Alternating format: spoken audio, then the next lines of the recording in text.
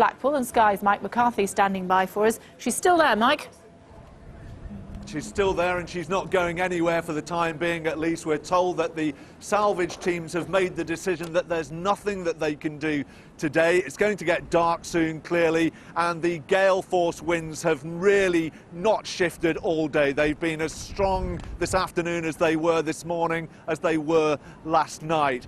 What's happening at the moment is that the salvage teams have been looking at the vessel, trying to get as much information as they can before deciding exactly how they're going to go about this difficult salvage operation. I hear that they've been watching Sky News helicopter shots, and they've given them a clear idea of just how the cargo on the deck of the ship, how those trailers are, and the kind of operation that they face in trying to remove those trailers, because what they now have to do is to make that vessel as light as possible before they can bring the tugs in and start moving it away, trying to refloat it. That's going to involve a huge crane that will presumably lift those trailers off the main deck before they can do anything else. So clearly that's going to be a very difficult operation. No more difficult, though, than the operation to free those people from the Riverdance vessel, from this freight ferry last night. The RAF, the Royal Navy and Coast Guards all involved in this very difficult operation in high winds and waves up to 7 feet, with a vessel listing at something like 60 degrees. Some of the rescuers said that the people on board had a very distressing situation indeed.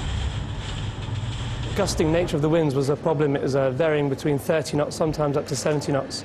They all combined basically to make it quite difficult situation for the aircraft. The passengers themselves, there was 4 passengers, they were extremely, I would say, frightened of the situation, and not many words were spoken. In fact, so were the majority of the crew. So they're going to have to take those trailers off, that sort of thing, Mike. Going to have to wait for low tide and then bring something onto those sands. It's all sounding very complicated.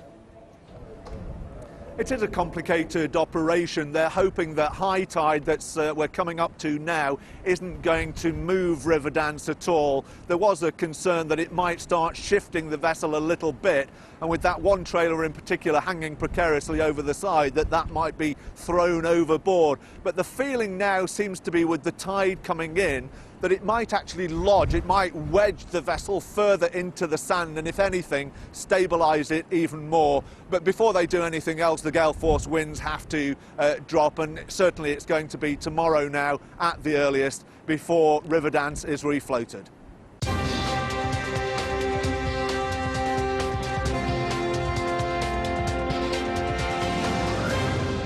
In stormy weather last night, helicopters from the RAF, the Royal Navy and the Irish Coast Guard all took part in the operation to winch those on board to safety. This was after a huge wave smashed into the vessel.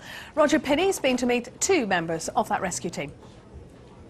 Well, this is Sea King XZ585 now back at RAF Valley, and some of the crew are here. Flight Lieutenant Lee Turner, you're the captain, the pilot. Talk it through for me last night. It was a little bit hairy, I guess. We got the call at about 8:20, arrived on scene 8:45 or so in the evening. The initial problem that we had was the boat was listing quite considerably and was being further pushed over by the waves. I think there must have been about a 10-metre swell or something going on. The boat had lost its power, so had no steerage, so we were pretty much stuck with the configuration of the vessel.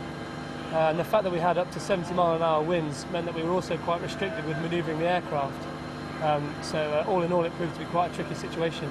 Now, you know that you've got to try and get the guy standing next to you, Master Aircrew Rich Taylor, down on the deck. You're the winchman. You go down there and pull these people up. You're hanging on the end of this piece of wire. What's happening? Well, I'm very reliant. As you say, I am hanging on the end of a piece of wire.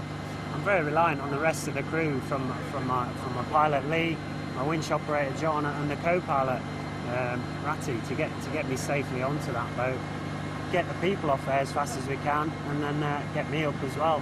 When you get down there, what's the condition like on board? This boat in particular was extremely difficult because it was moving around so much, over on its side, and being battered by waves all the time. It was some of the hardest conditions I've ever worked as a winchman in, to be quite honest. Lee, are you ever thinking, we can't do this, we've got to abort? Probably not to that extreme. There are situations, we probably had a good 20-minute, half an hour head scratch as a crew when we first arrived on scene. As I alluded to earlier on, the particularly awkward situation that we found ourselves in. So we took a step back, thought it through as a crew, briefed it as a crew, came up with a different number of potential scenarios, which we then practiced, run through before we committed to live winching and deploying Richard onto the deck. Well, congratulations on a very dramatic rescue. These guys are off for some well-earned rest. The aircraft will, after a couple of hours maintenance, it'll be up in the air again. Roger Pinney reporting for us. The German Defence Secretary has rejected a call from the